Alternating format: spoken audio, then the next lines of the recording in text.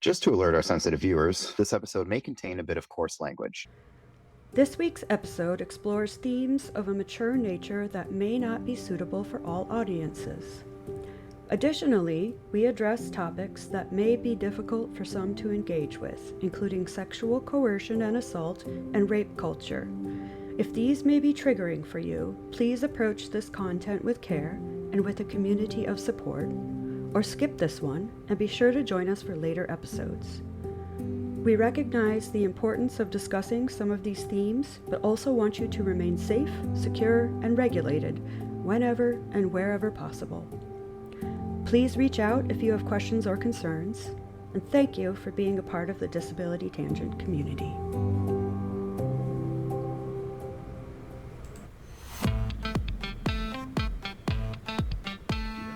Hello, everyone. My name is Christy Blumendahl. And my name is Rocco, and we are the Disability Tangent Podcast. Each episode, we talk about current issues affecting communities while supporting people with disabilities. Through research, community connections, and resource sharing, we hope to invite everybody to challenge their perceptions of people with disabilities and promote a more inclusive world. Defined by what the people actually want and not what others think they want. Come join us on this journey. I am so excited about this interview, this episode. This is going to be great. I just would like to welcome you, first of all. And I just wondered if you would maybe begin by telling us a little bit about you. So your name, your preferred pronouns, if there are any identities that you wish to share alongside of that, and the work that you do. My name's Suzannah Weiss. My pronouns are she or they, and I'm a feminist writer and sexologist. I'm an AASECT certified sex educator. I teach courses on many topics, including sexuality and autism, childbirth and pleasure, psychedelics for sexual empowerment, orgasms for vulva owners. I just published my first book, Subjectified, Becoming a Sexual Subject, which is about the objectification of women and how we can empower women and other marginalized people through the way we speak. And my writing's been in the New York Times, the Washington Post, and many other places. I have a master's degree in sexual health. I'm also a sexual assault counselor and birth doula. You are I think everything, all around. It is amazing. So, Yes.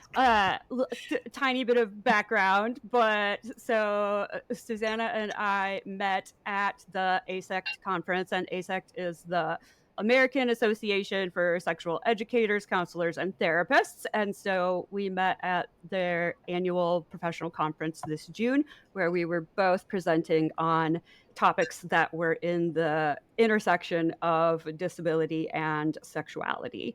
And it was really fun. I loved talk. It was amazing. Your workshop was so great. And that is one of the reasons that I definitely wanted to have you on the podcast. And I'm so glad that you agreed because, yeah, it was fantastic. And I am so excited for everybody to be exposed to your work and to just have a greater understanding of what it is you do, because I think you're phenomenal. I'm fangirling. Well, thank you. One of the things that I just wanted to bring up, because that was the topic of your workshop, is how has neurodiversity become an area of interest and importance for you in the work that you do with sex and sexuality? Well, I was diagnosed with autism about 2 years ago at age 31, and I had known I was somewhere on the spectrum before that, but I think I had an inferiority complex because even if I didn't label it as such, I felt like I was uncool or like I was unkind or like I was just somehow not a member of the family of humanity. And I think so part of my work with sexuality and relationships and autism is helping people who might feel that way to embrace their neurodiversity and not see themselves as inferior, and to, I think, offer resources for people who are autistic with sex, because there isn't a lot of that. There's a lot of desexualization of autistic people, or the idea that autistic people are too uncool or undesirable to even have partners, and not a lot about how autism could be a positive thing in sex and relationships and in general. So I wanted to offer something that like help guide people who are autistic with sex and relationships, but in a more positive way. Yeah.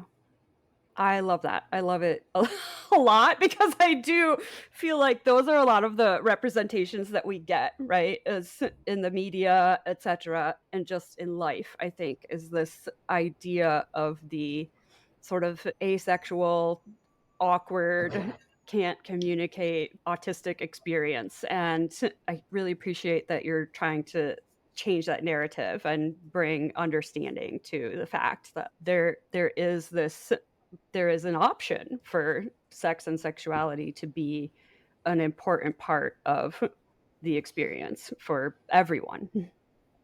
Yeah. Yeah, I had a therapist recently who would say whenever I would bring up someone who was maybe inappropriate or said something wrong, she would be like, "Do you think he's on the spectrum?" And I feel like that's what how people associate with autism, is just someone who's socially not with it. which kind of, I do feel like I'm sometimes socially not with it, so maybe it's true. But maybe there are people that are socially not with it who are not autistic as well. So it's not that's maybe not the identifier of whether we are autistic or not autistic. Mm-hmm. There's definitely other aspects. Yeah. It's defined by deficit, which is how a lot of people in the disability community are defined, by what they can't do or what they struggle to do, or really any marginalized person. I feel like women are defined that way too often. Just like by what we're lacking. Exactly, like living in the discrepancies between whatever the majority is at that time, or whoever's supposed to be like making the rules. Yeah, which in your book you go into a lot, like with the male gaze, and that the male gaze is particularly a heterosexual, white, non-disabled person, right? Like that gaze is particularly focused in one way, and so the deficit becomes anyone who's not lining up with that particular viewpoint. You've read the book? To be honest, I started the book yesterday and I've read half of the book. Like, cannot put it down, Suzzanah. It is so good. I am so impressed with the book. I absolutely love it. I find it genius the way that you've used sentence structure to talk about power dynamics and how that relates to sex and sexuality. I am really loving that as like a sort of fellow writing nerd who I really get the sentence structure piece, and that makes a lot of sense to me. And so it's been really great reading it. I am really immersed in it, and I'm finding it so helpful. And I love the honesty and authenticity of your voice, and like the way that you express your own story, like many stories, first of all, and then also like the way that you interject all of this knowledge that you've come to from your many degrees and all of the study that you've done, but not in a pretentious way. You just put it in there. Oh, and by the way, this person thinks this. I'm not sure I think that. And it's just very, you don't say, oh, I'm referencing something because I'm really smart here. It's just like it's a part of who you are, and it's a part of what you've thought about, and you're adding that into your experience. And so it's beautifully done. I commend you. And again, here I am. I'm fangirling like a lot. I'm very impressed with it. And I hope people buy it and read it, because I am enjoying it so much. It's been so great. I guess as a transition, we can jump into it and talk about the book a little bit. Yeah. You mentioned the male gaze. Yeah, it's interesting how basically everyone loses out because women who do fit what the male gaze says is beautiful get to be made to feel like objects and to be made to feel like we're just there to offer men pleasure. And then everyone who doesn't is made to feel as if they're worthless because people's value is defined by the male gaze. So it's really a lose-lose. Except maybe, I think men even lose out from the male gaze probably because and I have a chapter about this, they don't get to feel beautiful. And they also get told a very narrow idea of what they must find beautiful. Yeah. So there's very much like this there's what's the word I'm looking for? Scripted way of how we need to look at desire and what we're supposed to desire and how we're supposed to desire it. And all of these things seem very scripted. And if we fall outside of that normative structure, then somehow we're, like you said, lacking and deficient. And you bring up a couple of times how disability is in that space, race is in that space. And so on the podcast, we talk a lot about those intersections and how that comes into play. So I can really appreciate how you've brought that up, that it's about sex and sexuality, but it's also about all of these other kinds of deficits that kind of get rolled into that. And as you're talking about those like topics with other people and you're sharing this and disseminating this, how's it been received in general? And how do you navigate some of those conversations? Because I know Christy and I have talked a lot about various topics like this with other folks, and it's met with a broad range of, oh man, that's so cool, we should be doing this, to that seems inappropriate, we shouldn't be talking about this. So for you, as you're disseminating the information in your book, what kinds of reactions have you run into? Not that many. It's interesting because when you write something for the internet, like you get a lot of trolls. So far, like people aren't really buying books just to troll you. So like mostly positive feedback. That's excellent. In general, it's interesting. I noticed when I first started writing in 2015, I got so many anti-feminist trolls, so many death threats, rape threats, the typical thing. And then like over maybe 5 years, I got less and less. And I don't know if that's something changing in the political climate or if that's something changing in algorithms or just people are less likely. I don't know what it is, but maybe there's something of a shift in it being more okay to talk about sex or to identify as a feminist. I was recently on this show called The Fallen State, which is he's like a professional troll, Jesse Lee Peterson. He's this right-wing guy who has people on who are more left-wing and just likes to try to troll them and ask them, like, the first question he asked me was, so are you addicted to sex? And even then people watched that and got in touch with me and were like, you handled that really well. You were really graceful. So I don't know if like people on the internet are becoming nicer or if I'm just giving out the right energy. There are still trolls, but there are definitely still trolls though. I like how you mentioned that of maybe there is like a more kind of like cultural like zeitgeist or like cultural shift towards that, and just seeing people being in their own and owning that component. That's something we've got a lot of positive feedback, even with some of the things we're pretty critical on this podcast even, and have heard mostly very directed, oh, that's a really good point. I'm hoping that it is also a good shift as well. It seems promising so far. I wonder what it is. Maybe it has to do with the pandemic, like bringing people together through the internet. That's what people rely on, so they have to be nice. I don't know. I love that. I do still see people be mean though. There's this meme of me that's been going around since 2019 that was circling back around last week or just this week. And this is actually interesting in the context of neurodiversity. It was this text that I sent a partner in 2019 that said, I'm embarrassed to repeat it because everyone's been making fun of it for 5 years, but it said, I've been having some sexual thoughts about you that I'd like to share over text if you'd enjoy that. And he just replies, okay, with a smiley face. And I like screenshotted that, not with his name, but screenshotted the conversation, put it on Twitter and said, ask for consent for all sexual encounters, including sexting. Here's a script you could borrow if you'd like. And people it ended up on all these articles about how like liberalism has gone too far. Now we need consent for everything. And people were making fun of the wording of the text, which that's what I'm embarrassed about. Like that I've been having some sexual thoughts about you. People are like, that's already a sext. Like you've already sexted them if you've said that. I actually see that. But the people who were defending me were like, we're talking about neurodiversity. Like sometimes people can't phrase things in the most suave way, and B like may need a script. And this is, and I didn't even know I was autistic at that time, but I look back on that and was like, oh, was that kind of an autistic thing to do?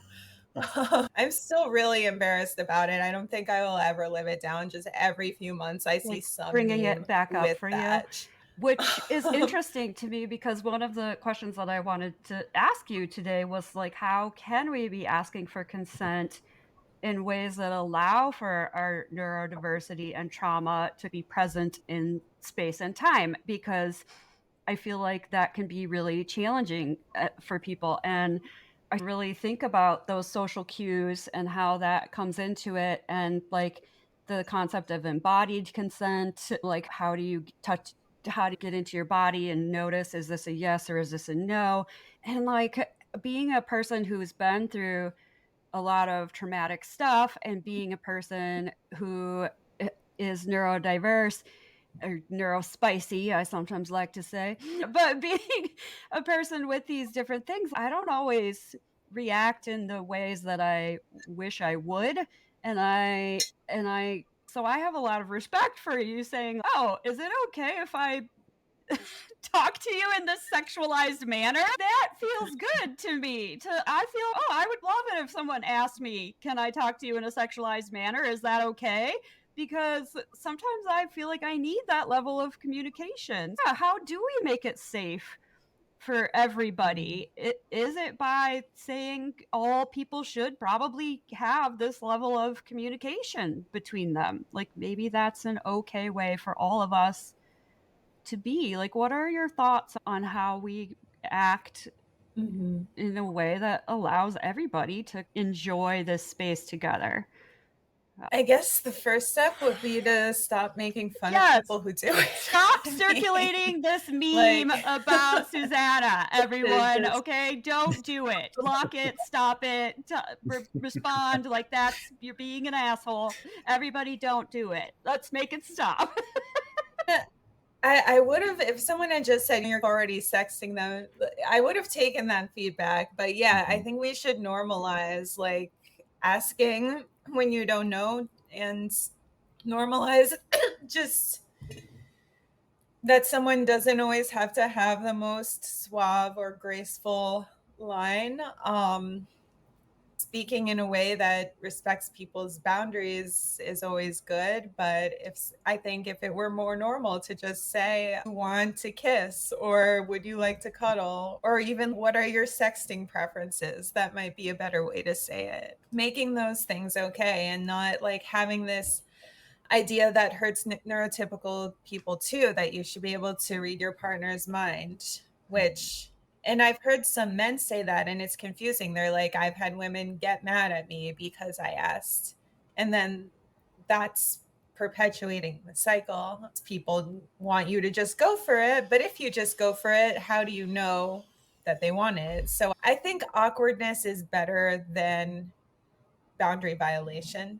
And for someone who is neurodiverse or has trauma, sometimes you like need to say in the beginning, I'm a trauma survivor, or I sometimes have trouble listening to my body. So could we go slowly, or could you check in with me periodically? Or could I actually take the lead at least the first few times we have sex to make sure that everything's coming from me? I also talk in the book about embodied consent, which is tuning into your body to figure out what you're a yes or a no to. So getting used to the feelings you have in your body when you think about something you want versus when you think about something you don't want. One exercise is to do that with non-sexual things. If you don't want to wait in a long line, or you want ice cream or something, to get used to what your body feels like in those moments of yes and those moments of no, and then apply that to sexual situations, to attune to yourself and see like, this is this feels more like a yes, this feels more like a no, or this feels like a maybe, which is a no until it becomes a yes, unless it becomes a yes. Yeah, I could go on. But if it's not a hell yes, it's a no, is another thing I learned that's been helpful. Because sometimes in the moment, if there's a lot of stimuli around you, especially if you're neurodiverse, it's a little bit hard to like factor in everything that's happening and make a decision. So if you can't make a decision or you need more time to make a decision, then you can just say no. If you change your mind, you can change a no to a yes pretty easily within yourself, not within someone else, but it's harder to say yes and then go back. Yeah. You can always slow down. You can always take a break. You can always be like, no. And then, right, later on or the next day or the next time, you can approach that. But you can't force yourself into something and then feel okay with it. If you force yourself into something that was a no, that's not going to be healthy and the most productive thing for you. So yeah, I can appreciate that. Don't push yourself into something. Pause. Yeah. And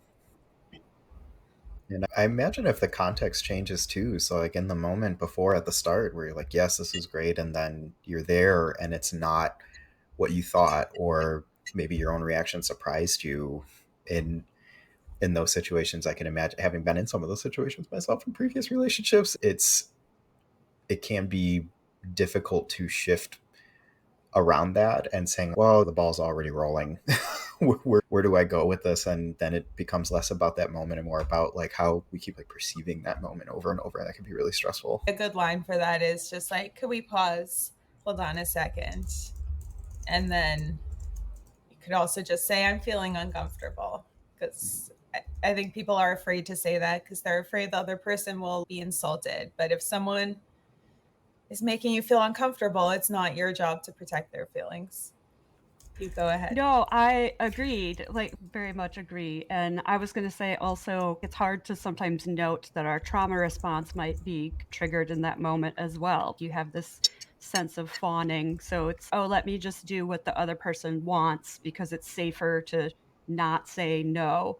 And so that people who've been in previous situations in childhood or whatever where just going along to get along was the safe thing to do, like that can sometimes come up in those moments. And so being able to say I'm uncomfortable is a good maybe segue when you aren't quite ready to say no. So yeah, learning to say I'm uncomfortable is maybe a good middle space, right? When saying no seems hard or seems scary. Even I'm uncomfortable might feel scary. You can even just say something feels off, or could we slow down? Could we pause? Or I feel like I've had enough. If someone doesn't listen to that, they are a predator. Like, you need to get away from someone. If they're like, what do you mean you started? Like, now you owe me to finish. Then get far away from that person. Yeah, I appreciate that so much. You just stating that very, very strongly and obviously. If someone won't listen to your boundary, they're a predator. I so appreciate the frankness with which you say that, because I think in our society, so many people are like not thinking that way, right? We have such a strange culture, and I think like rape culture has so invaded our society that there's so many people that think, oh no, like I started, I need to keep going. Somehow I said yes, and yes at some point meant yes. And right, like this idea that you can change your mind or that you can stop at any moment somehow doesn't occur to everybody. And the idea that if someone doesn't respect your boundary, Mm-hmm. that's, yeah, that's predatory behavior. Like that doesn't always occur to us. Yeah. I feel like women are often socialized to feel like we owe people things, or any marginalized group perhaps. And I think some predators prey on that.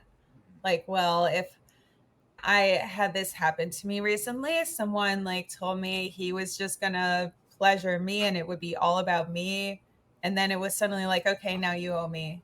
And then and I felt guilty. I was like, oh, he gave me all of that. And I think that was exactly his plan, to like say it was all about me, make me feel guilty, and then coerce me into pleasing him out of that guilt. And it didn't work on me, but it was really hard to keep saying no.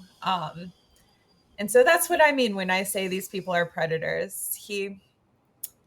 I don't know how deep to get into this, but he told me basically that I was not allowed to leave the room until I pleased him. And I was thinking about that because some people say that's just men, they just get into a fog when they're horny. But I think that kind of behavior is very deliberate, and I think we give those kinds of men too much credit by saying they're just in a fog or they're just horny. I think they know what they're doing. Mm-hmm. Well, because I think if it was in the reverse for the partner with the person there, like they wouldn't be like, oh, it's a fog, oh, they're too aggressive then. Or I feel like that's a completely different vibe with that. And to go back with having someone say something like that and then say that it's just men being men or boys being boys, or there's this fog, it completely takes away any ownership of that particular moment. Like you said, that's deliberate behavior that they're engaging in. That's not a fog. That was a planned out component over time, it seemed. And they probably take advantage of these myths that they just can't control themselves, or that it's just a physical instinct. Like, they take advantage of that idea that they're not going to be held accountable because that's just how their bodies work or something. So I think it's important to have your eyes open for people who try to make it seem like you owe them something, even if it's something non-sexual, even if it's a date, even if it's your number. Or I've had people be weird about food. If you come over, then you have to eat the food I make you, or you have to accept the alcohol I offer you. Anyone who acts like you owe them something besides just being decent, be wary of that person. Yeah. Absolutely. And that's something autistic people may need to be taught specifically, because I feel like if you struggle to understand the nuances of social interactions, and you might have been told to push past your boundaries multiple times, and you may have been told that you owe people things that you don't want to give them. If you're averse to touch and you've been told as a child that you owe people a hug or a kiss or whatever, then you may get used to believing you owe people things that you don't want to do. And then that takes conscious effort to unpack. Yes, and I think that if there are people listening who are practitioners that work with especially autistic children, like, we need to stop and think about how we are educating and socializing and doing these things as well. Because to say, oh, you need to look at me when you talk to me, or you need to give Auntie so-and-so a hug, like, those are things where we are taking people's boundaries and telling them that your boundary doesn't matter. And I think that having a more assent-based practice where we allow people to state their boundaries and be, we're conscious of them and we're careful about how we approach these things is really important. I think, like, some of this idea that we're in charge and we tell you what your boundary is part of the reason that people with disabilities are assaulted and raped at a far higher incidence than the rest of the population. I think it's something like 7 times more likely to be sexually assaulted or raped. And that's a ridiculous amount. But I think that it has to do with us saying, no, I know what's best for you.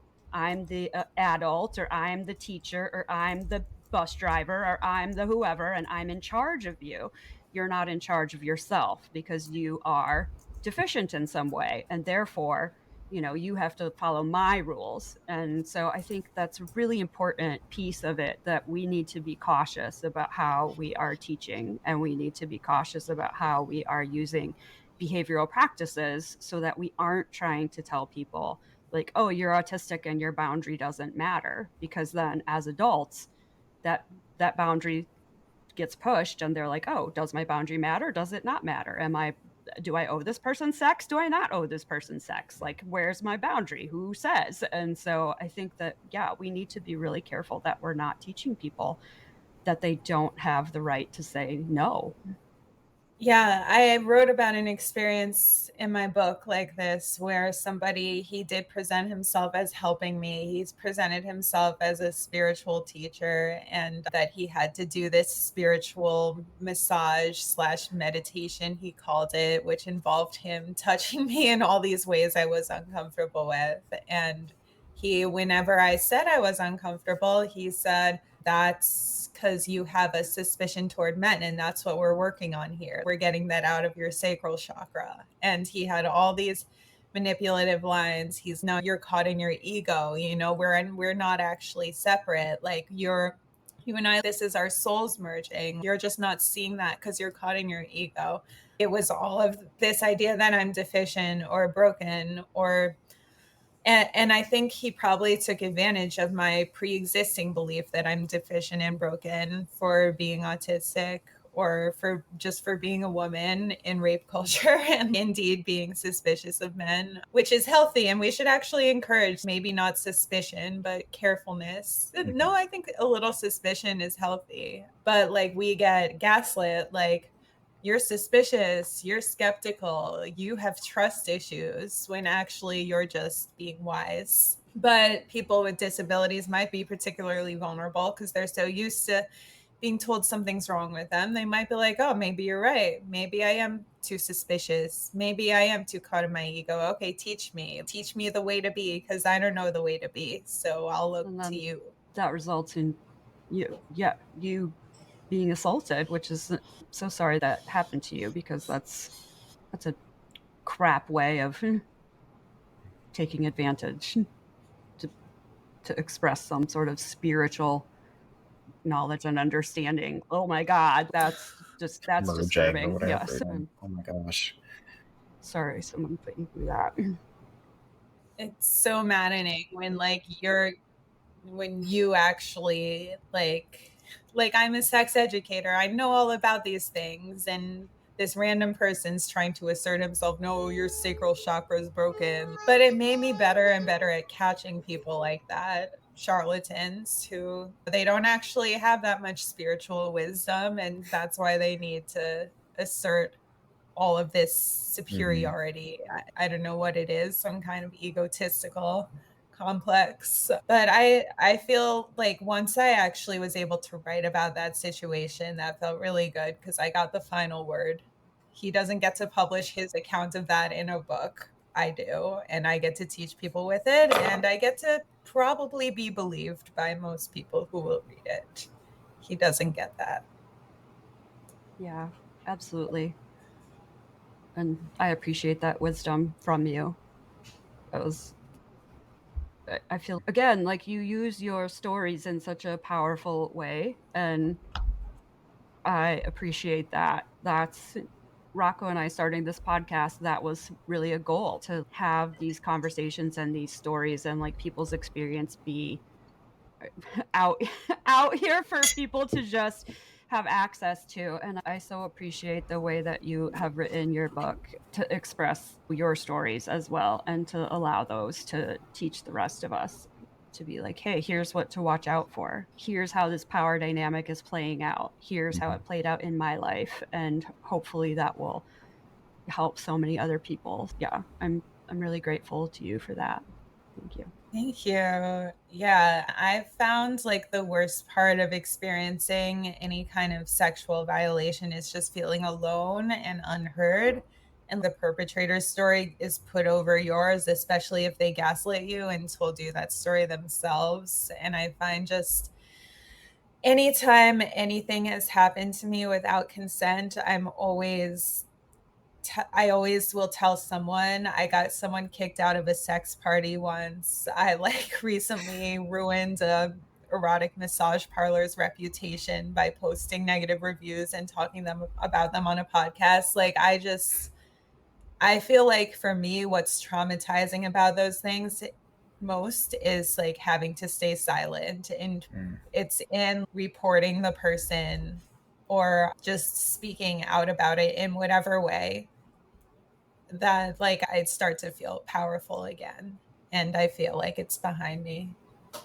Absolutely. And that kind of pushes against what you were saying previously about the male gaze, or that kind of like context of almost like servitude, or owning, needing to do something because of X. And that's always the expectation on there. And I really appreciate the push against that, as uncomfortable as that can be in general. But that also provides, as you talked about before, an example, repertoire script, in a way of, this can happen. You can do this. It might not feel good in right away in that moment, but we have to keep bucking against these things. Otherwise, the previous model is just going to keep going.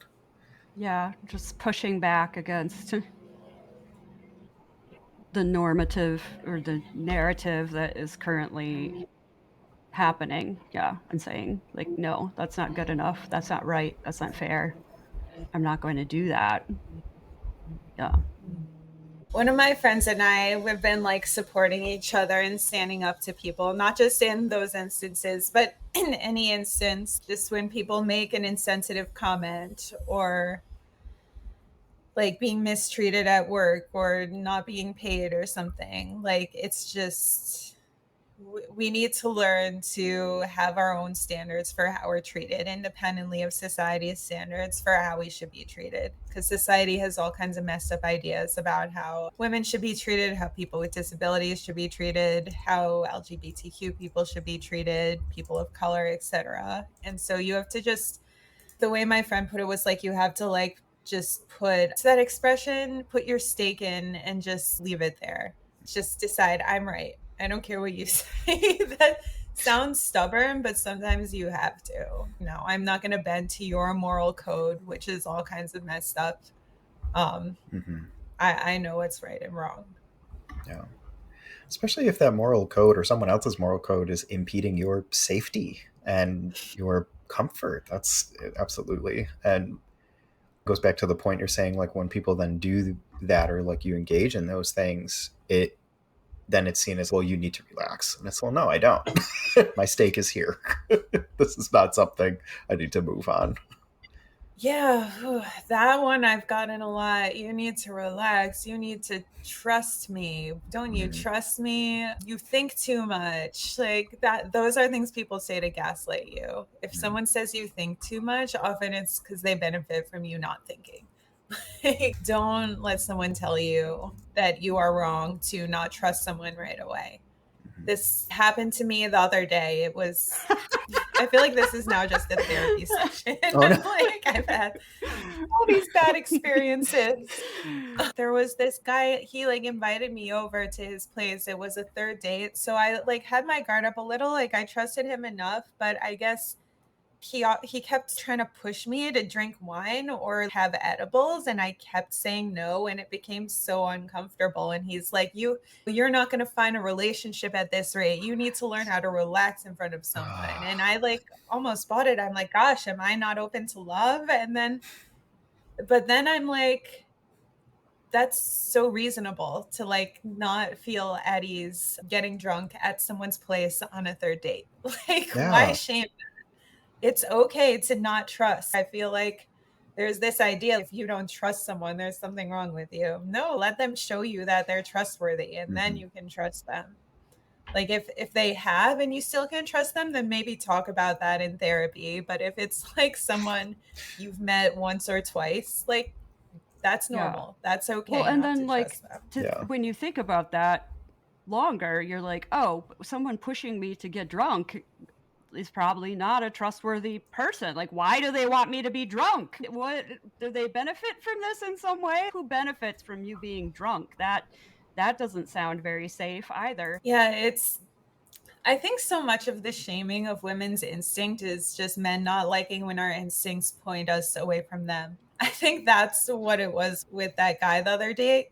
I think the whole entire thing was just him like realizing that something in me was saying don't trust him, and he didn't like that, not because it was wrong, because it was right. Because he showed me it was right, because then he spent half an hour just berating me about how I'm never going to find love and I must only like men who are 6'3" or above and or make six figures, and now I'm gonna die alone. And he just kept, and I'm like, oh, now I see why I didn't trust you.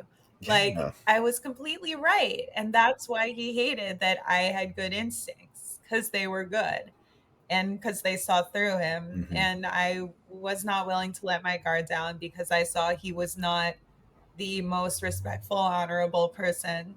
And the sad thing is, I was open and I stayed open even when I started to have those feelings of, okay, this he's being a little pushy. I was like, okay, just listen to him, see what his perspective is. And if Mhm. it's this guard that some men have up, it's interesting that he said I was guarded. It's a projection of the guard that many men have up because they feel unwanted, and even if they were just patient and if they stayed open and if they listened to women and if they like heard their perspectives, then women probably wouldn't have this reaction to them. But I think Mhm. that's like a lot of the incel movement and the manosphere is just these men who feel rejected by women and they get into a cycle of like feeling rejected. And so they think they need to manipulate. They try to manipulate. It doesn't go well. They feel more rejected. And I don't know how we get out of that cycle. I think that we need to teach all people that they're beautiful and worthy. And I think a lot of it comes from that at the core. It's people's self-esteem. It's Mhm. low self-esteem that makes people think they need to manipulate. Then they don't get what they want and their self-esteem becomes even lower. Mhm. And if we could just like teach people you don't need to manipulate, and in fact not doing so is probably the best strategy, then I think like men would be less resentful because women would respond well to them. And then they would hopefully be less bitter. I don't know how to solve it, but there's It feels like a pretty dang good something start, very though. It really does. And I feel Yeah. like for myself, I feel like over the last few years, I've had this, well, especially the last year, I've had this journey also where like I've come to understand that I am not maybe quote unquote normal. And I have these things that are a bit quirky. And I've come to be like, oh, but maybe I should embrace that. Like maybe my neurodiversity is not something that should have been shamed and treated in a particular way when I was younger. And maybe that was not beneficial. Maybe I need to embrace that and be more authentic, right?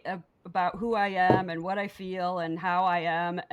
And so that's been a thing that I've uh, tried to do. I don't think I'm completely there yet, but I feel like that's where I'm at is just be myself in all of my weirdness. And I'm finding that over the last year or two, just being more attuned to that, that my community has grown in some maybe not like huge numbers, but in the number of people that I have that I can rely on, people that I feel like I can speak to openly, people that have the same kind of goals and values as me. And I feel like I'm finding my stride in a lot of ways and that I feel more cared for and connected than I probably did in times past. And I think that a lot of that is maybe even not that I've been so loving and accepting of my quirks, but that I've just been like, okay, well, I'm not going to silence them anymore. And I'm not going to try and mask them. And I'm not going to try and hide them. And I'm not going to be as um, like harsh with myself about them. And so I feel like there's Mm. something to that as well. If we can just be ourselves in space and to time, that the people who love us for ourselves can show up.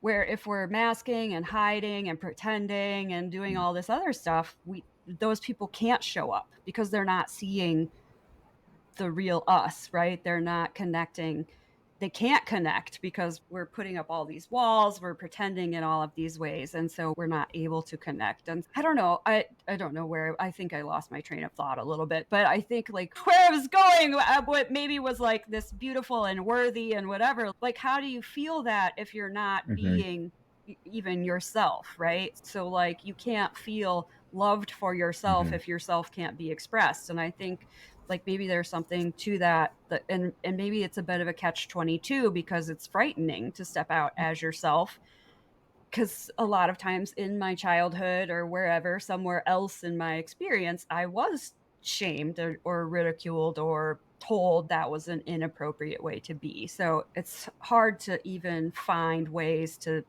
step out in my authenticity. Yeah, I don't know. That's not really a question. I don't know. I don't know what to. That's a. Oh, I have a response to that. Well, I cover this in the 4-hour version of my autism and sexuality talk. I don't think I mentioned it in the like presentation I just gave, but that some relationship rules or relationship scripts or relationship advice like may not work for autistic people or neurodiverse people. Some of the biggest cliches, well, like playing it cool, which I don't think really works for anyone, but the idea that you have to like pretend that you don't like someone that much. Or one thing that I've thought about is this idea that it's unhealthy to be obsessed with someone. I think some autistic people are prone to being obsessed. I don't think I've ever been in love with someone and not been obsessed, and I feel like maybe that's okay. Like it's shaming neurodiversity to be like you're too obsessed. Just if it makes you happy, be obsessed with what you're obsessed with. That's one example. Or like rules like needing to sleep in the same bed with someone may not work for some neurodiverse people. So I think it can be very liberating to break the rules and say maybe I'll create my own.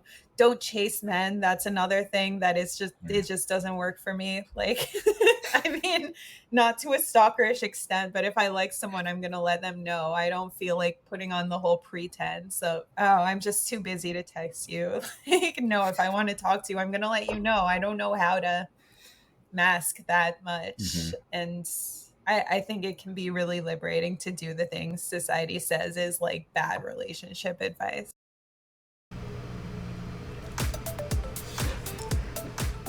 Sorry for the abrupt ending this week, folks, but there was so much good content in the conversation that we needed to send some of it on into our next episode. Please come back next time for more of this amazing conversation with Suzannah Weiss as we continue to discuss sex and neurodiversity.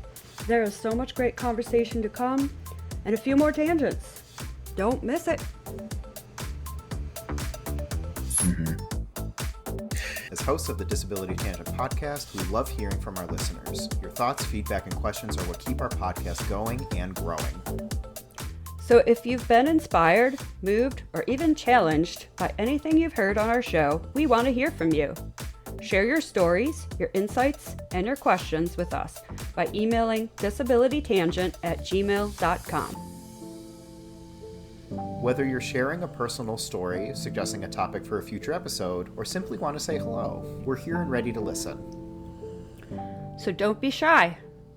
Drop us an email at disabilitytangent@gmail.com and let's keep the conversation going. Your voice matters, and we can't wait to hear from you. That's all for today, folks. Until next time, remember to stay engaged, stay curious, and above all, stay connected. Thank you for listening.